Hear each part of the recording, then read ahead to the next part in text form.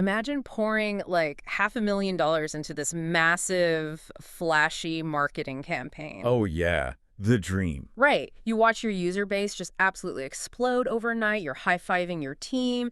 And I mean, it feels like a massive victory. Sure. But then, maybe 3 months later, you look at your financials and realize your company is somehow on the verge of bankruptcy. Like, you doubled your customers, but you are just bleeding cash. Welcome to Data Design with Mockup, episode 27. It is, it's the ultimate nightmare scenario for a business, honestly. Yes. And it happens every single day. It really does. We spend so much time obsessing over how to get people through the front door that we completely ignore the fact that the back door is just, well, wide open. Completely wide open. Exactly. Yeah. So our mission for this deep dive is to tackle that exact problem. We're going to talk about mastering growth through customer retention dashboards. Right. And specifically, we're going to focus on the crucial first step here, which is dashboard wireframing. Okay, let's unpack this. Because I think everyone listening to this right now knows the basic premise of retention, right? You'd hope so. Yeah, we know we are supposed to keep our customers happy.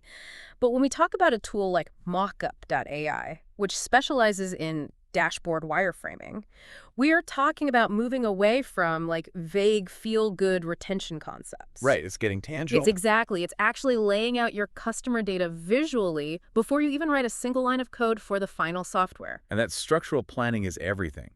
Because, I mean, building a retention strategy without visualizing the data first is like trying to navigate a new city without a map. Yeah, you're just driving around blind. Pretty much. Yeah. But before we get into the mechanics of the wireframe itself, we really need to understand the underlying financial reality that makes this so urgent. Okay, lay it on us. Let's look at the classic sculpture analogy. Building loyal customers. It isn't just a transaction, It's like carving a masterpiece out of a block of stone. Wow, okay. Yeah, it takes deliberate, exhausting effort to chip away at it.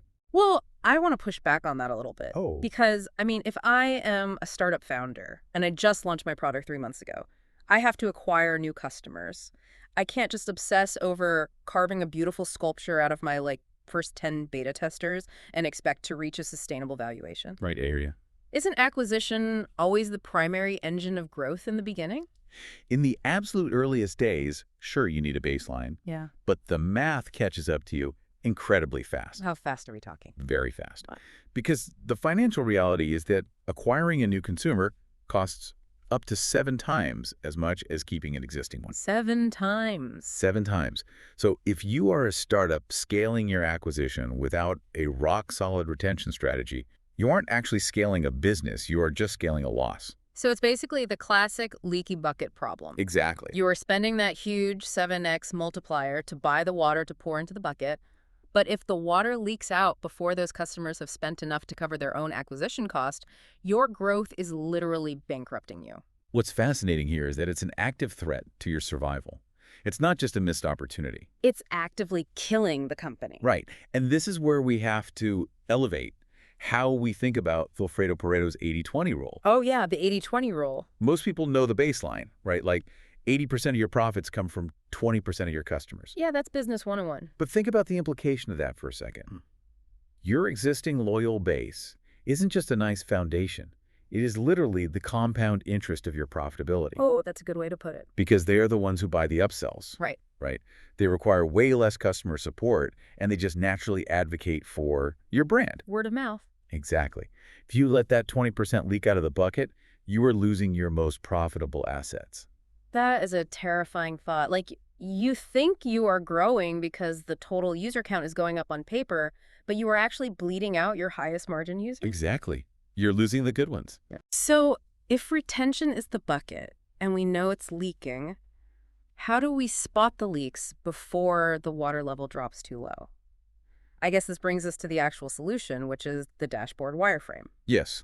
Let's define what we mean by a customer retention dashboard wireframe in this context. Let's do it. It is a low-fidelity graphic representation of the layout and structure of a tool used to measure customer-centric data. Okay, so not the final polished thing. Right. Think of what you do with Mockup.ai. You aren't hooking up live databases yet. You aren't dealing with code. You are strategically planning out where your retention metrics will sit on a screen. You're organizing the space. Exactly. You are deciding the visual hierarchy of your data. It sounds exactly like a blueprint for a house. That's a great analogy, yeah. Because, I mean, you wouldn't just order a bunch of lumber and start nailing boards together to see if a two-story house holds up. I hope not. Right. You need a wireframe to know exactly where the load-bearing walls are going to live. In a data context, you need to know if the overall churn rate is your front and center load-bearing wall, or if, like, individual customer engagement needs to sit right next to monthly revenue for context. The blueprint analogy works perfectly. Because a blueprint isn't just for the architect, you know.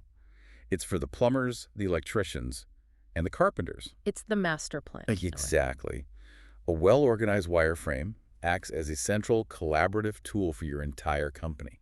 Whether you are a B2B software as a service firm or a B2C online store, you need different departments to align. Oh, for sure. Marketing, product development, customer success, they usually operate in complete silos. And when they operate in silos, I mean, the customer totally feels it. Oh, 100%. Marketing promises one thing, the product does another, and then customer success is left holding the bag, basically apologizing on the phone. Exactly.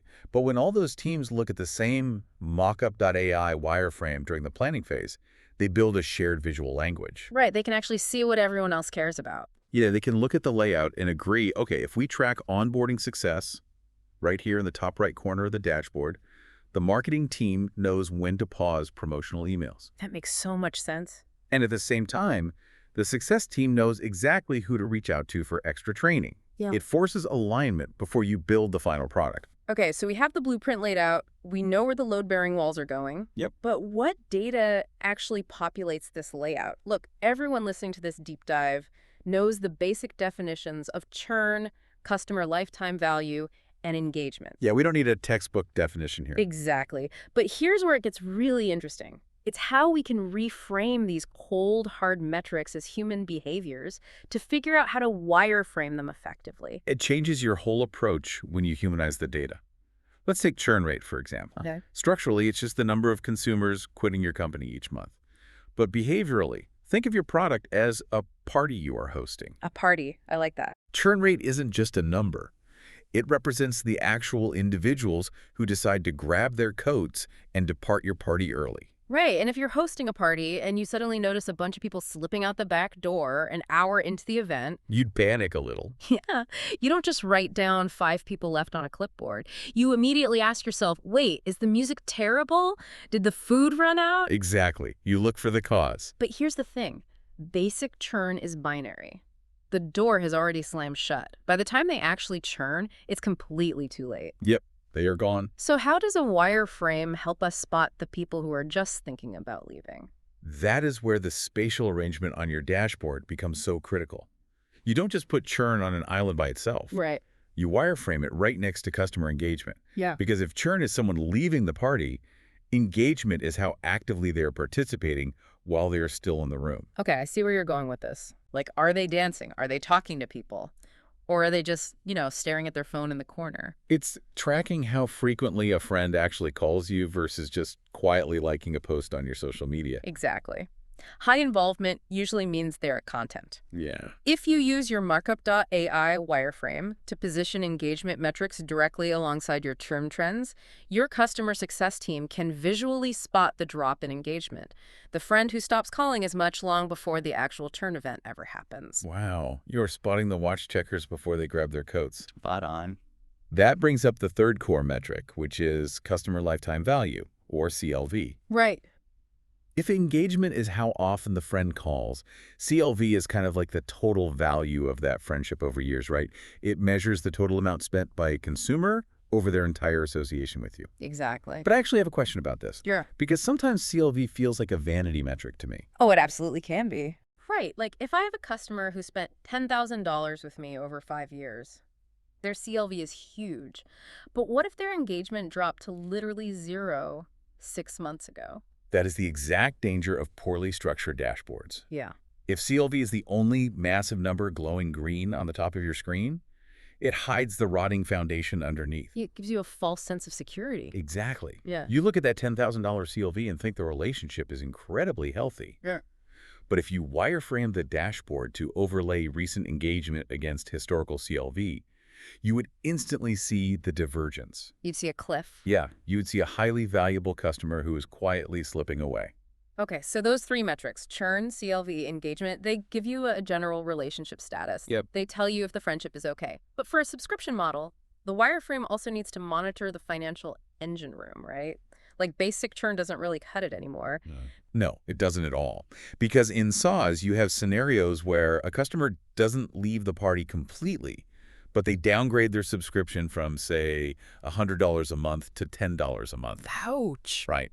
They didn't technically churn, but your revenue just took a massive hit. Yeah, your wallet feels it. That is why any SaaS firm has to wireframe advanced key performance indicators, starting with the net customer retention rate.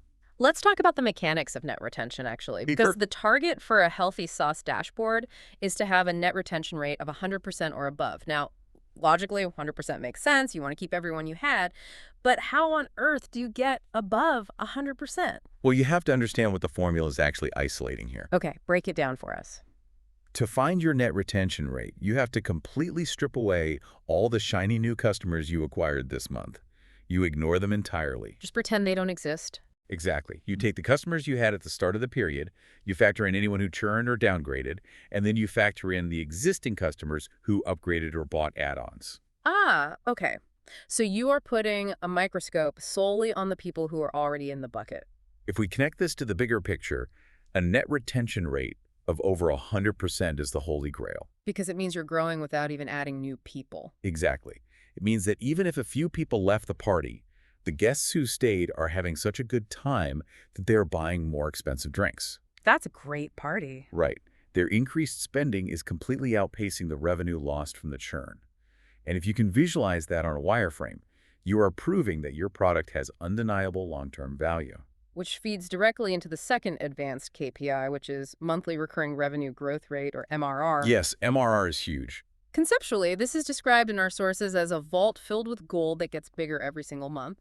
But why do SaaS companies obsess over MRR so much more than, like, traditional one-off sales metrics? Oh, because of predictability. Okay. If you sell $1 million of software licenses in January as a one-off, that's great.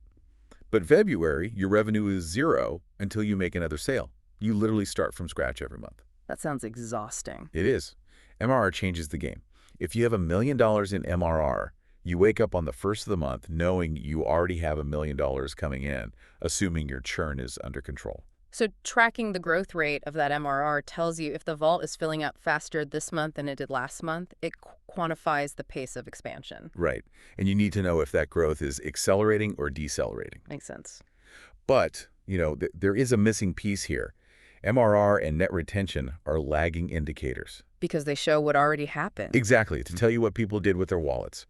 If you want to know what they're going to do, you need to track sentiment. Ah, right. And that brings us to the Net Promoter Score, or NPS. Okay, so NPS measures customer loyalty on a scale from -100 to +100. And just to conceptualize the mechanism here without, reading a math textbook. Please don't. You essentially ask your customers how likely they are to recommend you on a scale of 0 to 10.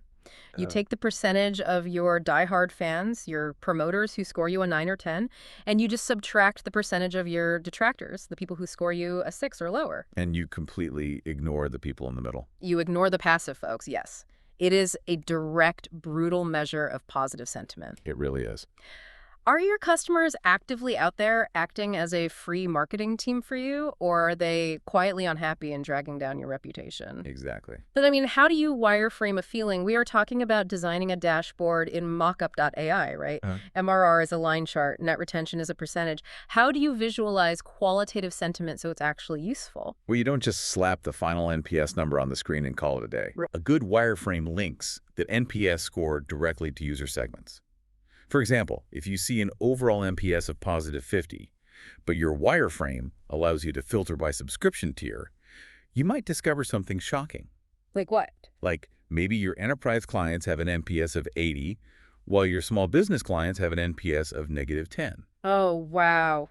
That is brilliant. It stops you from looking at a blended average that hides all the real problems. Precisely. A well-designed wireframe handles the complexity of those data relationships, so you can just handle the strategy. Yeah. Because having the dashboard wireframe and the formulas calculating flawlessly is totally useless if you don't take action. Data is just trivia if it doesn't actually change your behavior. A dashboard that just sits on a monitor looking pretty isn't going to save a leaky bucket. Definitely not. So what does this all mean? This is where we close the loop.